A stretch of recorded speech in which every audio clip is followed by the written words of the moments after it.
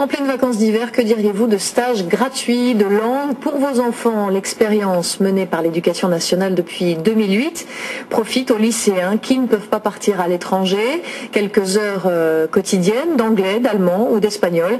Un autre moyen de délier les langues des adolescents. Reportage à Créteil, Julien Pelletier, David Dameda. Que se passe-t-il dans les lycées pendant les vacances? Eh bien la même chose que d'habitude, ou presque. Ces élèves commencent les cours à 8h30, sauf que pour une fois, ils sont volontaires. Excusez-moi, c'est pas trop dur de se lever pendant les vacances? Si, c'est très dur, mais bon, c'est pour la bonne cause.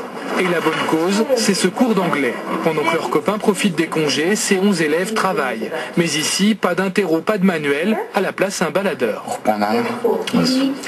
Eux deux écoutent les infos du matin de la BBC, un exercice inhabituel.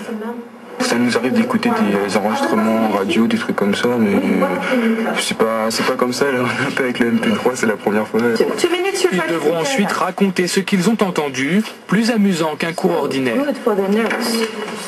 C'est des choses beaucoup plus humoristiques, des petits groupes, c'est le nombre qui permet de faire ça, c'est beaucoup plus léger que ce qu'on fait en classe. Décontractés, mais intensifs, 4 heures par jour pendant une semaine, ces élèves savent ce qu'ils veulent. En venant ici, j'espère pouvoir perfectionner mon oral pour avoir de meilleures notes. Ces stages sont accessibles à tous les lycéens de France durant chaque vacances et bien sûr, gratuitement. Ça permet à des élèves qui ne peuvent pas peut-être prendre de cours particuliers de profiter de cours spécifiques en anglais. Dans ce lycée, une trentaine d'élèves se sont inscrits au stage, bien souvent poussés par les parents. Elle a quelques insuffisances. Nous avons jugé utile qu'elle puisse sacrifier une partie de ses vacances.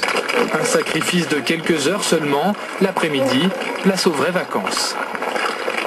C'est un fait acquis depuis longtemps et une faiblesse française, nous serions des cancres en langue vivante et en particulier en anglais.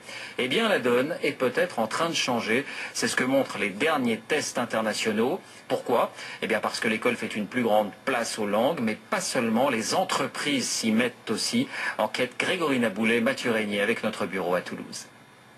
I went to Dublin to train operators. Good. Bien sûr, il y a encore quelques petites fautes. Mais il y a 4 ans, Sergio Marquez ne parlait pas un mot d'anglais. Depuis, il a repris les bases, suivi une centaine d'heures de cours particuliers. J'avais pris portugais 6e, 5e, suite après un CAP de fraisage où on avait l'anglais était, je pense, à l'époque d'1 heure ou de 2 heures par semaine. Et aujourd'hui, c'est bien grâce à l'anglais qu'il a relancé sa carrière. Son employeur, une firme japonaise qui fabrique des machines-outils. Et quand il y a 5 ans, son patron lui a demandé de faire des missions dans toute l'Europe, il a fallu s'adapter. Au quotidien, Sergio Marquez doit communiquer avec ses clients européens ou comme ici avec des commerciaux venus du Japon. 70% du temps, il travaille en anglais. Et le directeur japonais de l'époque, j'ai retenu sa phrase, m'avait dit « Je préfère une personne qui a 20 ans d'expérience en usine, l'anglais c'est... On vous mettra ce qu'il faut au niveau infrastructure pour que vous puissiez progresser. » Ainsi, en 3 ans, l'entreprise a investi près de 5 000 € de formation en anglais pour Sergio Marquez. Et autour de lui, tout le monde s'y est mis. Is it possible? Are you used to do that or not? Ici, il y a 3 ans, moins d'un salarié sur 2 parlait anglais. Aujourd'hui, les 3/4 pratiquent. Pour l'entreprise, c'est une question de stratégie.